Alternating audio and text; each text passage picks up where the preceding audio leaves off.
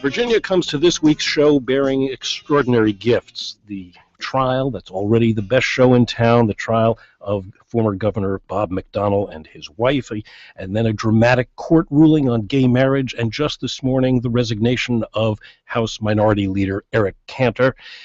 Patrick Madden is our guest analyst today. He's a reporter at WAMU 88.5, and we just have to be thankful to the great Commonwealth of Virginia for providing these gifts. Yeah, when you talk about gifts, I mean, just today, that's what's making all the headlines this morning. We've seen out of this McDonnell trial, we've seen these great exhibits. This picture of the governor riding in a Ferrari with his hair swept back. It's Kennedy-esque, very Kennedy-esque, or like a 1980s movie. I was thinking Fast Times at Richmond High. But that'll do. It's a bad pun. Also, the Rolex with the governor sort of showing this big expensive watch. I mean, you can't make this up. And $7,000 gift from Johnny Williams, the head of Star Scientific. That kind of gift you and I get in the mail all the time. It's just the details are so salacious. This sort of love triangle involving Johnny Williams and the governor and his wife. Not a love triangle, but that whether this was there was a crush, and that's why. And it's just a very messy trial. For all these months leading up to the trial, the expectation was that the governor would say he didn't know that these gifts were in any way connected to any state action on behalf of Williams Company, Star Scientific, but in fact, when the trial began on Tuesday, instead we had a whole new storyline, which is this notion that the First Lady of Virginia, Maureen McDonnell, was actually seeking all of these gifts because she was essentially buddying up to a guy she had a crush on.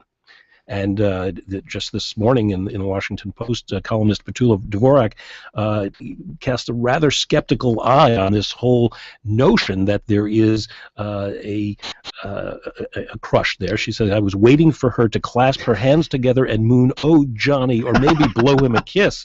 Her puppy crush is a sad act scripted to avoid jail time for allegedly selling the prestige of the governor's office in exchange for the Rolex on her husband's wrist, the Ferrari joyride, the private jet trips, and on and on and on." It's as if this trial couldn't get any more salacious. We're going to bring that component into it. But, you look at these trials, these political corruption trials involving high-profile figures, and the track record in terms of federal prosecutions is spotty. It's not easy to get a conviction. You look at Ted Stevens, you look at former Senator John Edwards. It's really going to be difficult, I think, to... This jury is going to have to be persuaded that all of these gifts were a specific gift in return for official state action by the governor on behalf of this company in some sort of illegal way. And so that connection is what the prosecutors are really driving at. And you see in these first days of questioning where they're trying again and again to make that linkage, to get Johnny Williams now in his second day on the stand, to say, yes, I gave this in expectation that the governor would then do X, Y, or Z. That quid pro quo. Exactly. Well, that trial is expected to go on for 5 more weeks, and we will have a further chance to discuss it with one of our guests later this hour when Virginia Attorney General Mark Herring joins us on the program. And we'll also be talking later in the hour with Edward Smitty Smith. He's a Democratic candidate for Attorney General in the District of Columbia. But first, speaking of the District of Columbia, there was news this week that the FBI will relocate from its current downtown Washington site to one of 3 places. So the giant list of possible locations has been narrowed to 3, 2 in Maryland, 1 in Virginia.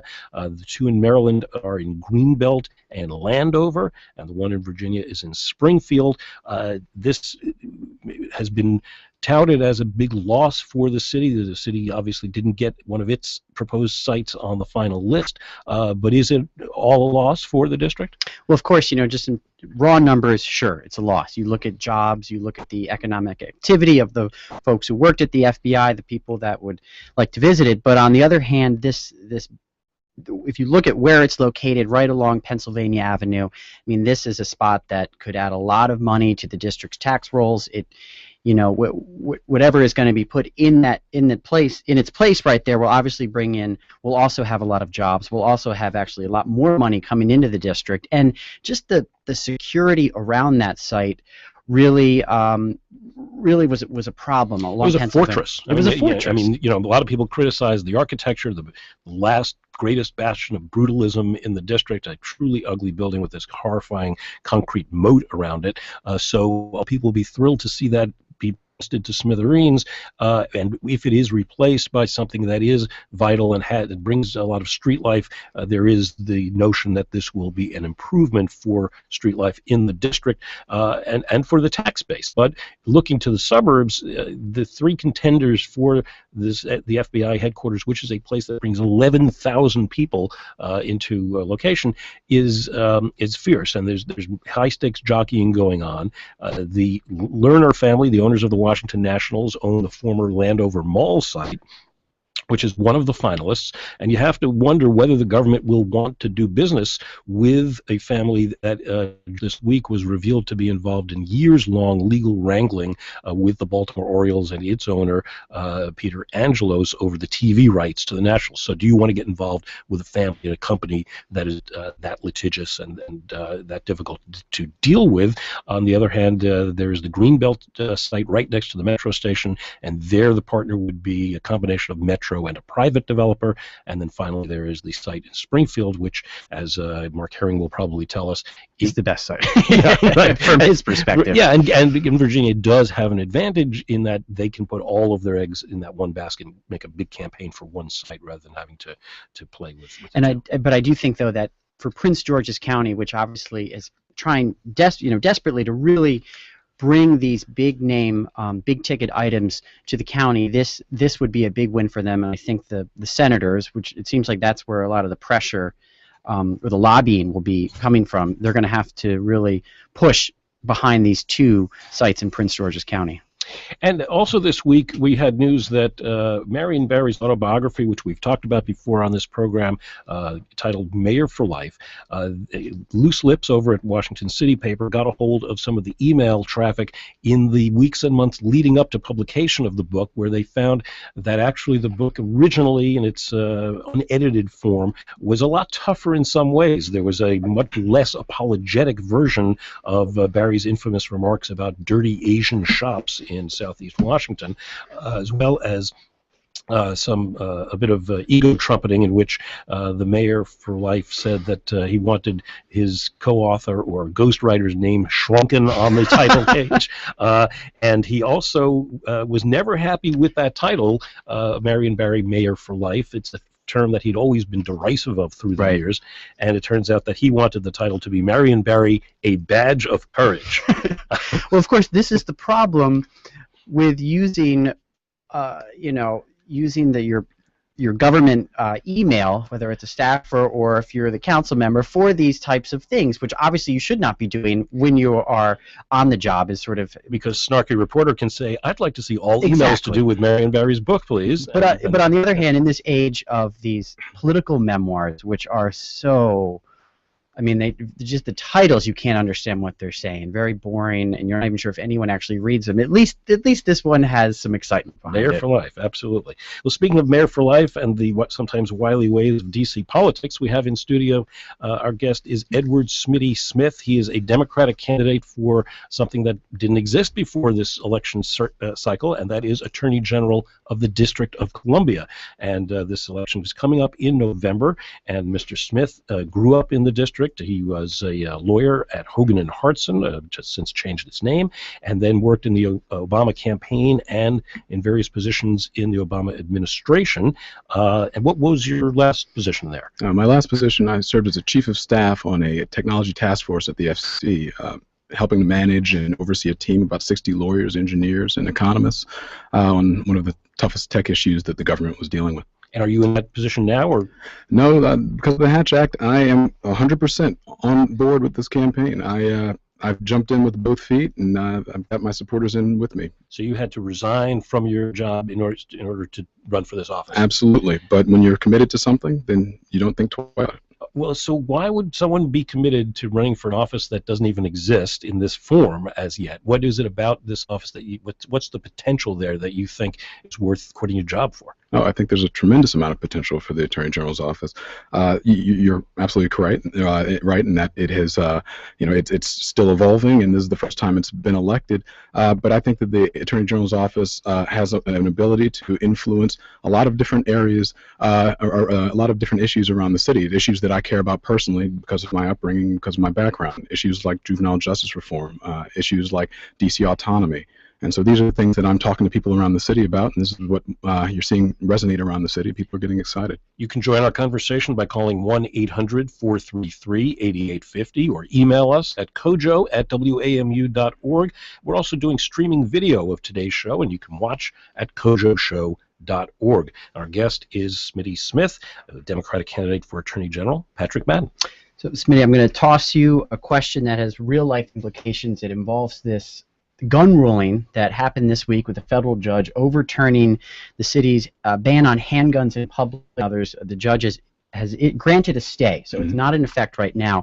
And for the Attorney General right now, Irv Nathan, there are really two avenues, and they're both tough. One would be appealing this decision, which probably is the most politically attractive option.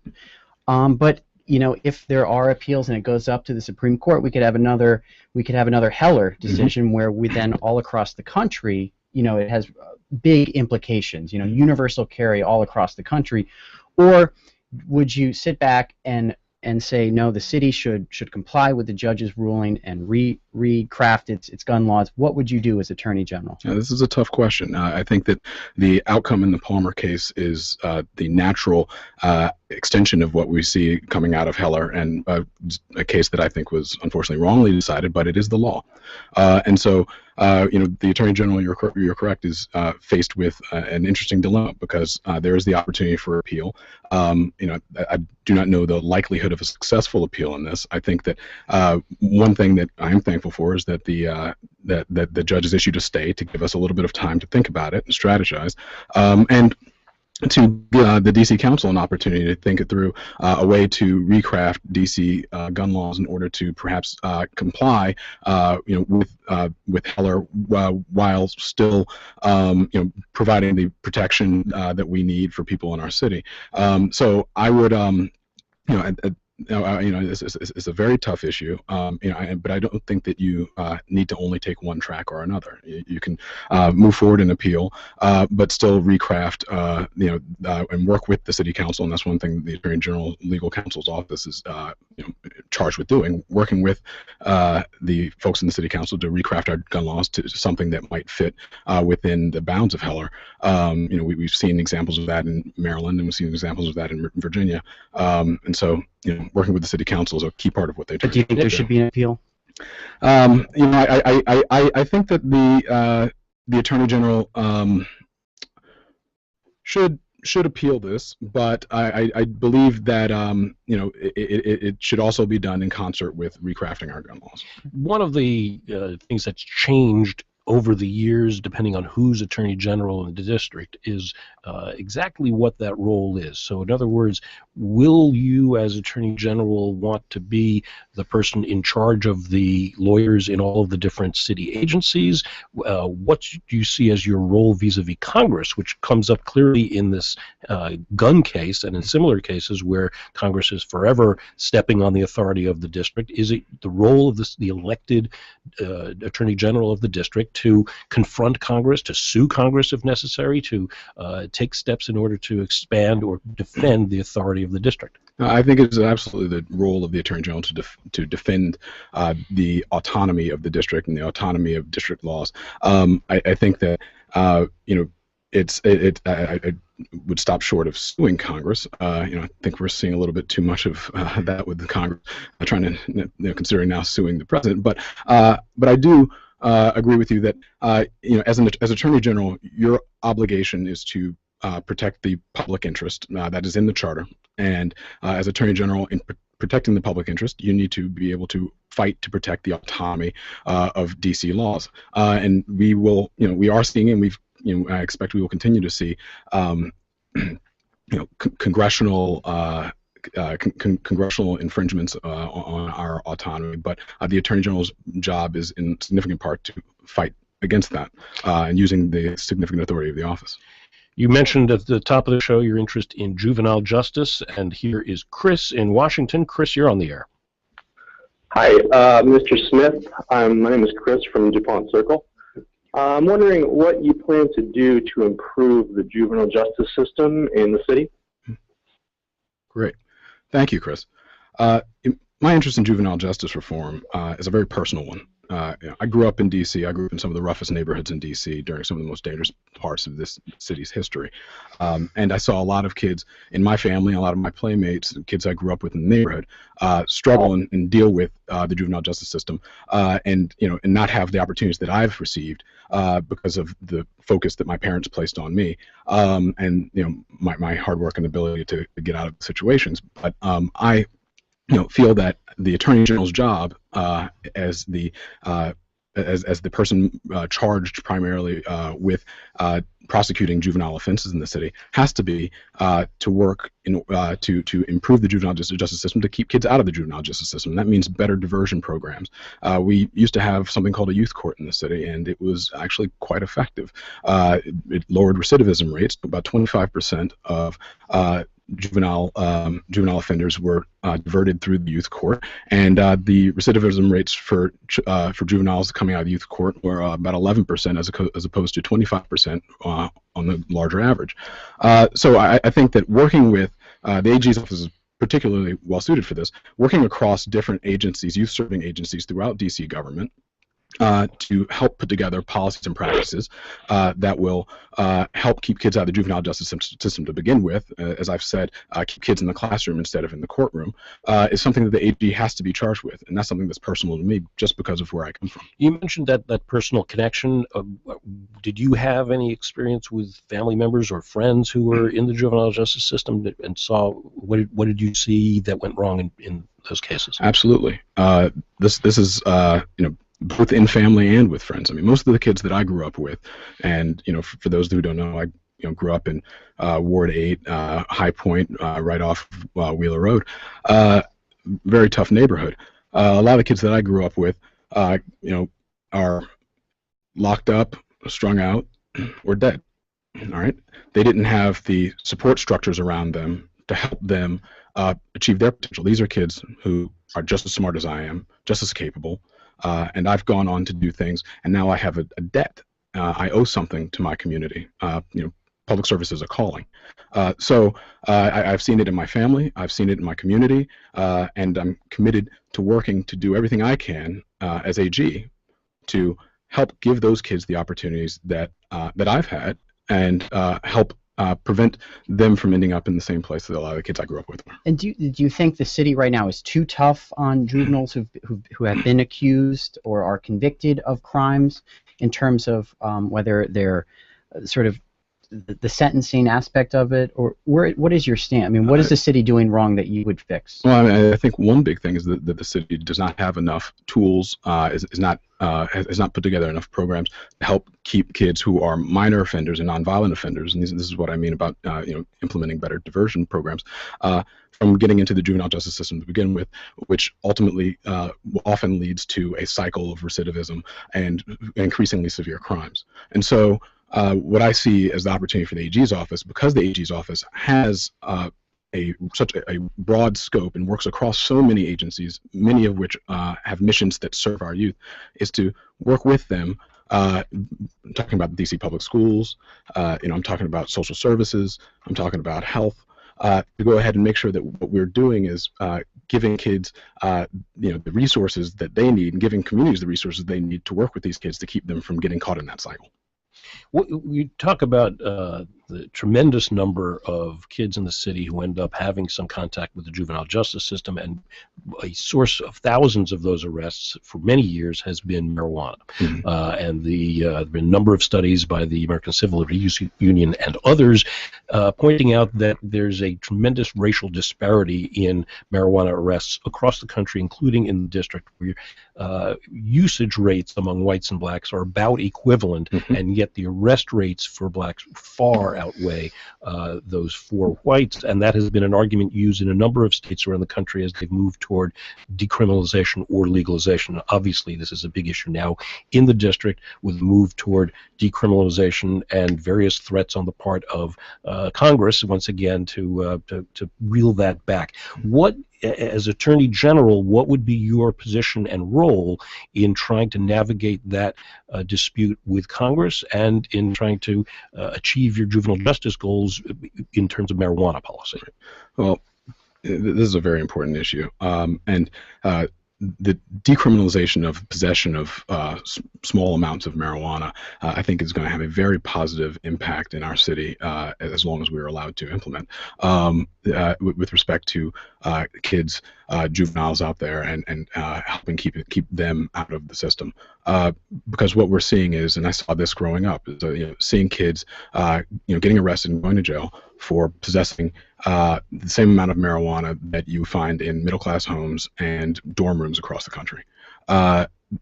My job as Attorney General is to make sure that justice means the same thing across all 8 wards, that justice does not weigh heavier on the shoulders of kids in Ward 8 than they do with college students in other wards throughout the city, or middle-class families, or people in the suburbs. So I think that the important thing is that we have the autonomy to adopt our own laws and be free of congressional intervention on that. That is Smitty Smith. He is a Democratic candidate for Attorney General of the District of Columbia. I'm Mark Fisher of the Washington Post, sitting in for Kojo Nnamdi, and this is the Politics Hour. Our guest analyst today is Patrick Madden, a WAMU reporter, and you can join our conversation at 1-800-433-8850 or email us at kojo@wamu.org. Let's go to Jim in the district. Jim, you're on the air. Hi. My question is, what role do you see that the Attorney General could play in cleaning up the corruption both among our currently elected officials and within the bureaucracy of the district? And I'll take my response. I'll take your answer off air. Thank you. So I think one of the challenges that the Attorney General faces is the structural limitations on the AG's power. This is something that the current Attorney General, Irv Nathan, has faced.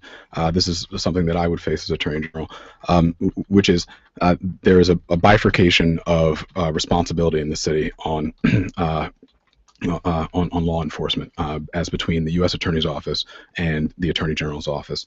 So we have had instances in our city's past, in our city's unfortunate recent past, where we've had elected officials stealing from the public coffers, and the Attorney General has not had the power, has not had the authority to prosecute, because those are adult felonies and they fall under the U.S. Attorney's Office. I would like to see an Attorney General's office that had broader powers, greater ability to enforce our local laws as against adult felonies. However, instead, I would have to focus on working within the powers that we have. And I think the current Attorney General actually did a laudable job in this respect, in using his authorities in civil court to actually go after recovering funds that have been stolen by corrupt politicians. So I think the AG's office has a role, a definite role. One of the reasons why I'm running for Attorney General is because growing up in the city my entire life, and seeing some of these scandals that I think Washingtonians are, quite frankly, sick and tired of, I myself was sick and tired, and I said, you know what, it's time for me to go ahead and step up to this, because if I'm not ready to go ahead and take it on myself, then who else can be expected to do so? And Smitty, one of the big battles this year involving the Attorney General's office in D.C. has been this budget autonomy litigation, which is unique in that it really pitted the council against the mayor. Where do you fall in terms of the budget autonomy legislation, litigation? Would you Do you believe the Attorney General's position, or do you believe the council's position? I side with the council's position. I would have defended DC budget autonomy. I'm a strong defender of DC autonomy generally, but also with respect to the DC budget. I believe that there is an interpretation of the 1973 Home Rule Act that the people of this city have already been granted authority by Congress to amend our budget and to exercise control over our local use of our local tax money. And there are former attorney generals and former presidents of the D.C. bar who agree with that interpretation. I would have defended it wholeheartedly. I noticed in a comment you made the other day that you said that the role of the D.C. Attorney General is not an adversarial role, it's a cooperative role, and you were speaking about the relationship with the mayor and the council. And I wonder, when you have a corrupt mayor or a rogue mayor, shouldn't the independent Attorney General represent the people's interests essentially against that mayor? The number one responsibility of the independent Attorney General, the reason why the voters voted to make this an independent position, was so that the Attorney General would be able to operate, separate from the mayor and the council. I believe in supporting the mayor and the council in implementing their policies and working with them. One of the my absolute roles as Attorney General is to do so. However, my number one priority, my number one responsibility is to the people, to the public interest, and that's in the charter. The amendment to the charter that made this an elected position, that made this an independently elected position, also made the first responsibility to the public interest. The mayor and city council are made up of publicly elected officials. They have a responsibility to the public interest as well. But my primary responsibility is, yes, to the public interest, and so I would support that. And should the sorry, I'm going to move on, but Smitty Smith, Edward Smitty Smith, thank you very much for being here with us, and good luck in your race for Attorney General of the District of Columbia. Thank you very much. Well, Patrick Madden, we're moving on across the river to Virginia, and the Attorney General for the Commonwealth of Virginia, Mark Herring, is our next guest, and you can join our conversation with Attorney General Herring at 1-800-433-8850, or email us at kojo, K-O-J-O, at WAMU.org, and it has been a very busy week in Virginia, and so we're very pleased to have the Attorney General with us. He spent 8 years in the Virginia Senate representing Loudoun and Fairfax counties. He was on the Loudoun Board of Supervisors prior to that. He's often mentioned as a candidate for governor, but far be it from us to mention such things on the Politics Hour. Mark Herring, welcome. Well, Mark and Patrick, it's great to be here. Thanks for inviting me. We wanted to have you here because of a number of ongoing issues, but then we were given the shower of news gifts from Virginia this week, and starting off with the ruling by the U.S. Circuit Court of Appeal on same-sex marriage. This is something that you stepped out in front of some months ago and sought to have the ban on same-sex marriage overturned, and that has now happened, but you're not having your folks performing marriages as yet. So there is further legal work to be done, is that right? That's right. The Fourth Circuit issued its opinion earlier this week. It was a great decision. I think it's very solid, and real proud that Virginia is leading the way on this issue. One of the reasons why I thought it was so important to change the state's legal position, first of all, of course, are the thousands and thousands of Virginians who are having their constitutionally protected fundamental right denied them right now. So getting this ban overturned will mean so much to them and to their lives, but also because of Virginia's unique history when it comes to civil rights issues and landmark cases, and whether it was in the school desegregation case or the interracial marriage case or gender equality in higher ed, in public higher ed, and all of those Virginia argued on the wrong side of it. The Commonwealth, I know, has moved forward since those landmark cases, and it was important to change the state's legal position to make sure we were on the right side of the law and standing up and protecting people's rights. To get a little philosophical for a moment, talk about the relationship between the shift in public opinion and the shift that you're seeking legally.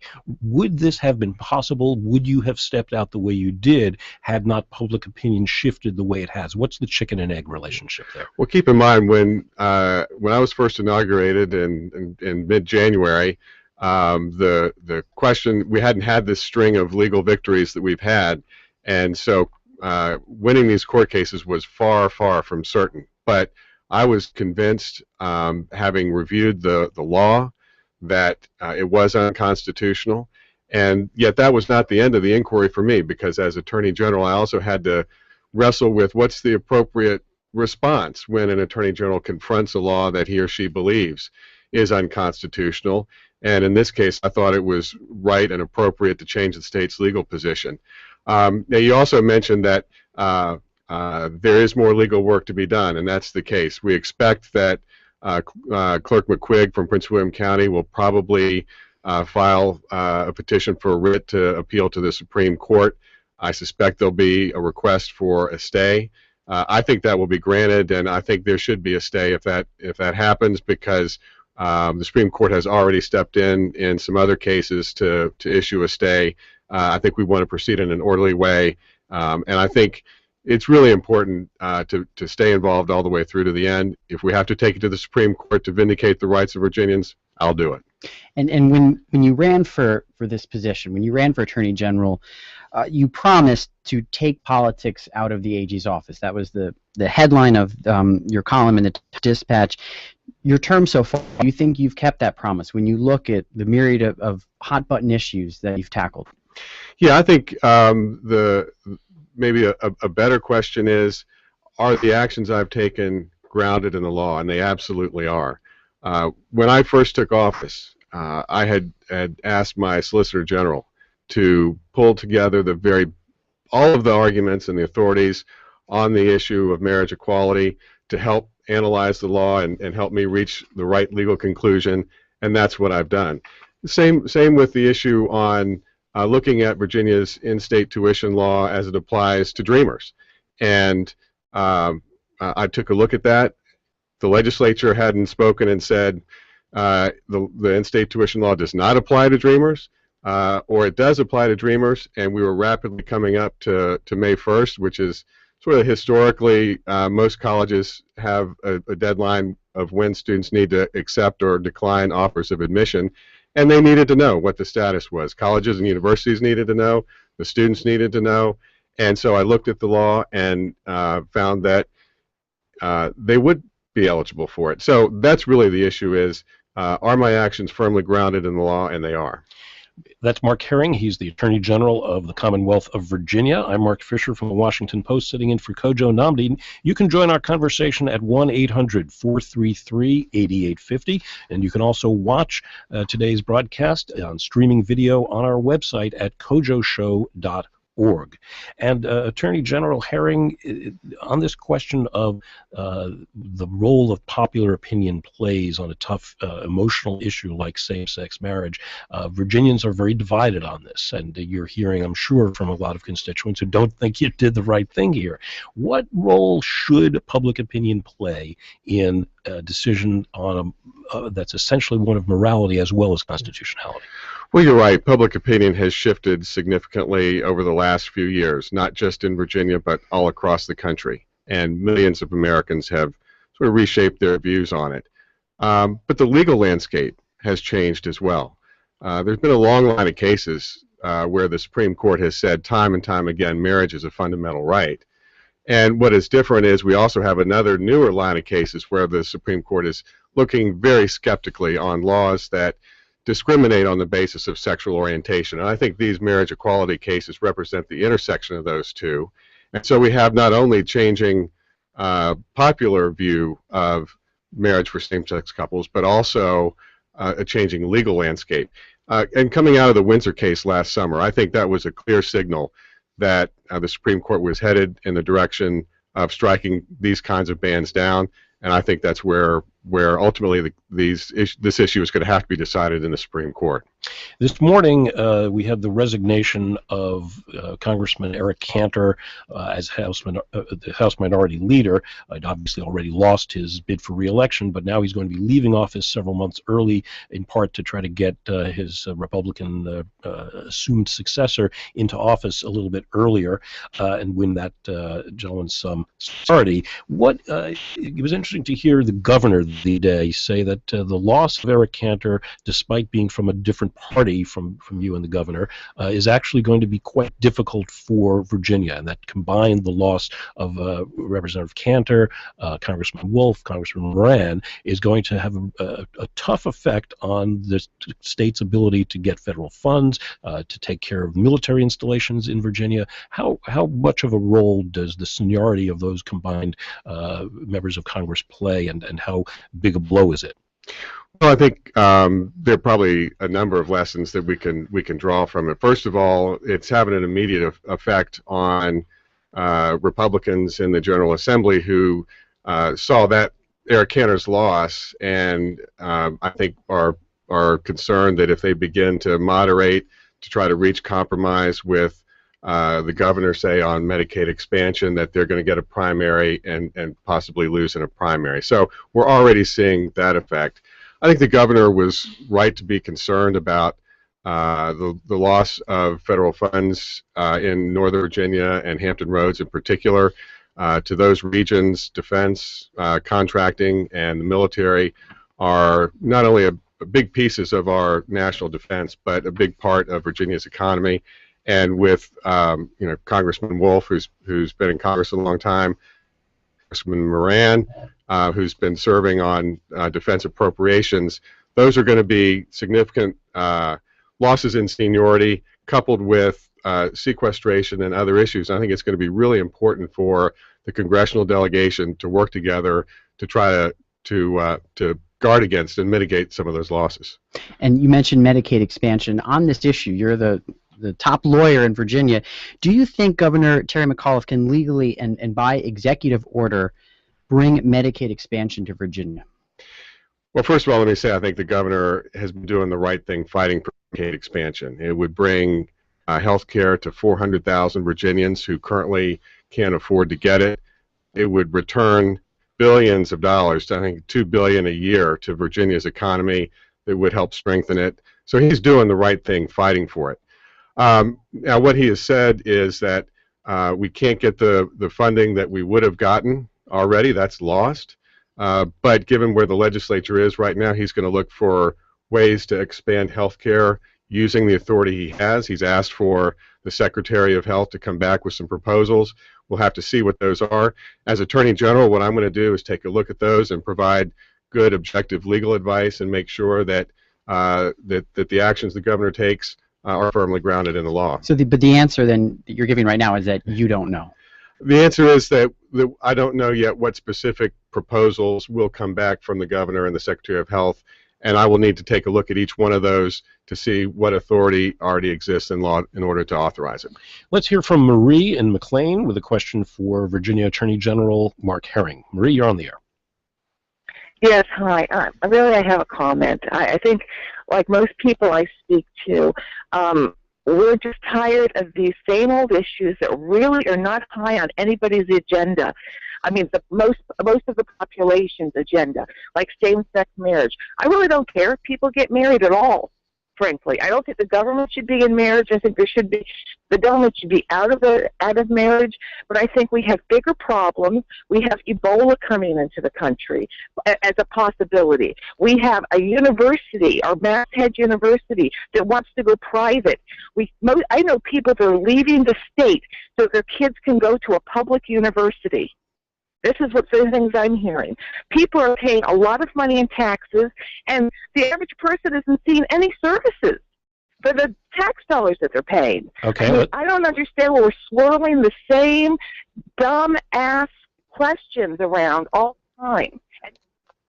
Okay, thanks, Marie. Attorney General Herring? Well, I think marriage equality is an important issue for a lot of Virginians. And, I heard from a veteran from Shenandoah Valley who said he is hoping to marry his partner in Virginia in time for his partner's or father, a World War II vet, to see it and witness it.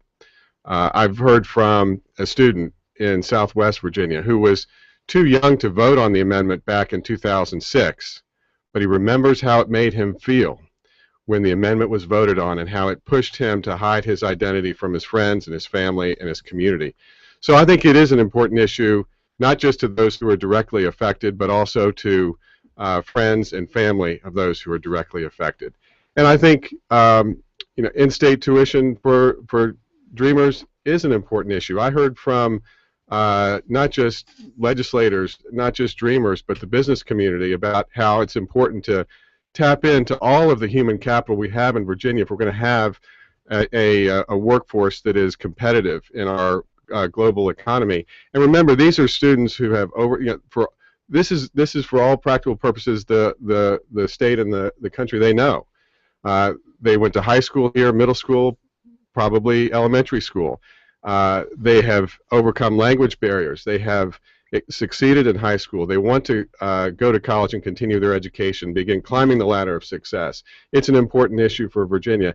And so is funding for higher ed. And the legislature needs to make sure that they look at the funding issues of our colleges and universities and work with the boards of visitors to try to make sure that we can expand the number of seats that are there. You talked about the undocumented immigrant children, and obviously there's an enormous amount of concern across the country now about what to do with those kids, where to put them, whether they should be sent back to the countries that they came from. What do you think is the most sensible way to deal with this flood of minors into the country and into the region? Across the river, Governor O'Malley was advocating for children to be placed in smaller settings, and immediately there was a whole to-do up in Carroll County about a facility there that was being contemplated for use. You had a similar situation with an unused, I think it was an old college site in Virginia. Are there places in Virginia that are suitable, and should Virginia be stepping up, as some states have, and saying, okay, we'll take some of these children? Yeah, I think it certainly points to the larger inability of Congress and the President to address comprehensive immigration reform. Not just this President and not just this Congress. It's successive presidents and successive Congresses. And so this is just one more manifestation of that inability to address it. It is a humanitarian crisis, and the Congress needs to act to address it, but it shouldn't act in a way that is going to take away the DACA status for those students who have grown up here, were here well before 2007 in order to qualify for that status. Taking that status away, I think, would be the wrong thing to do. Let's hear from another side of the marriage issue, from Daniel in Arlington. Daniel, you're on the air. Hey, all. Good afternoon, Attorney General. How are you? Good, thank you. I just wanted to say, first, as an aside, thank you so much for your work in the gay marriage case, or specifically in not defending the ban. I can't speak to the last caller necessarily, but the chances of me wanting to be able to get married being a Virginian are way higher than me getting Ebola. So thank you for that. My question is more, and if you're willing to speculate, feel free. But what you see the outcome of an appeal to the Supreme Court being, given the resemblance between this case and what happened in California with Prop 8, if you see them just referring the ruling back to the lower court, or if you think that there are some differences that may make them want to address it. Well, thank you. And I read very recently, I think today, there was an article where Justice Ginsburg said that she didn't think in an interview with AP that the Supreme Court would duck the issue if it were presented again.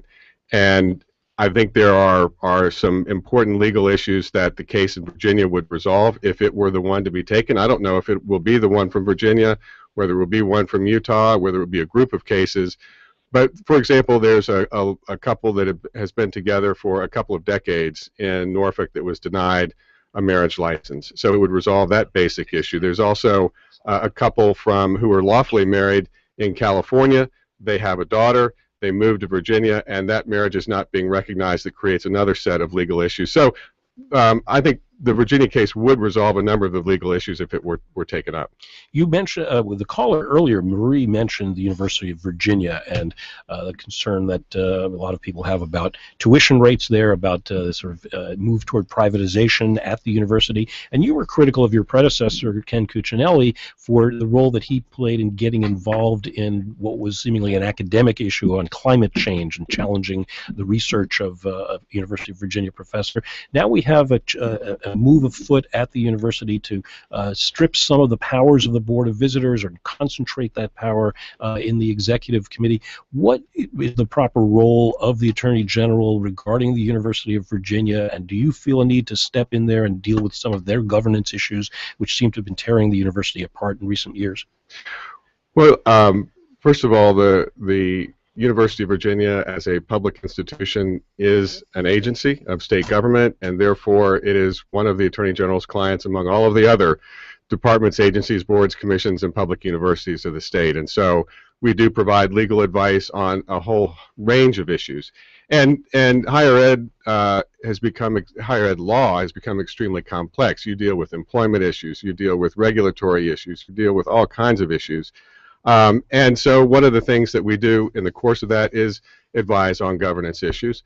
I think it's important that decisions are made with a degree of transparency and seeking input of a lot of different parties. And so that's kind of where one part of the role is. And I was interested in some of the discussion with your earlier guest about the more broad role of an Attorney General, which is serving in the public interest. And one of the responsibilities of the Attorney General is to be to defend and protect the public interest and say, take on some issues. And so we're working on a whole host of issues with all of our colleges and universities in Virginia. Virginia Attorney General Mark Herring is our guest, and this is the Politics Hour. I'm Mark Fisher from the Washington Post, and our guest analyst today is Patrick Madden. And Attorney General, another very politically divisive issue is the hospital construction standards that the General Assembly, the law they passed that would enforce these hospital construction standards on abortion clinics, and it's made them very cost prohibitive. I believe a couple have shut down. I believe there's a lawsuit by pro-abortion rights groups challenging these construction standards. As Attorney General, would you defend Virginia against this lawsuit? Right now, and I'll say I was opposed to those regulations. I fought them. I voted against them, spoke out against them. I think they were designed in order to restrict access for women for certain services, and limiting access, women's access to health care is wrong. These clinics provide a range of services, including prenatal health care, cancer screenings, a whole lot of issues. The governor has directed that the Commissioner of Health and the board take another look at the regulations, and the comment period is in the process of winding up now. That review is going to go forward, and so what we are analyzing right now is what impact that review will have on the court case. So we need to wait and see exactly what happens as a part of that review to see what direction the court case is going to go. Do you think this is an issue, though, that potentially you could decide to not defend this lawsuit, or? Again, it's one that we've got to wait and see what the impact of the governor's directive is going to be on the lawsuit. We're going to go to Eric in Manassas. Eric, it's your turn. Hi. I'd just like to second Marie's views. As far as same-sex marriage, as long as it's over 18, I don't care. Marry a goat for all I care. Just those issues are just the abortion debate that was settled in 1972. I don't know. I just feel like our state's just chasing issues that are 40 and 50 years old. What's the point anymore? Our economy stinks, and I would rather have the governor and possibly the Attorney General, if you can do anything about it, job creation. Everything else is just superfluous nonsense. And I'll take my comment if you have any else here. Attorney General Herring? Well, you make a good point. And as I said earlier, marriage equality and in-state tuition for Dreamers and some of these other issues are very important to a lot of people. But you raise a couple of good issues that the governor is working on. He's talked a lot about economic development and job creation. He's gone on an overseas trip to direct more investment in Virginia. He's working to expand health care.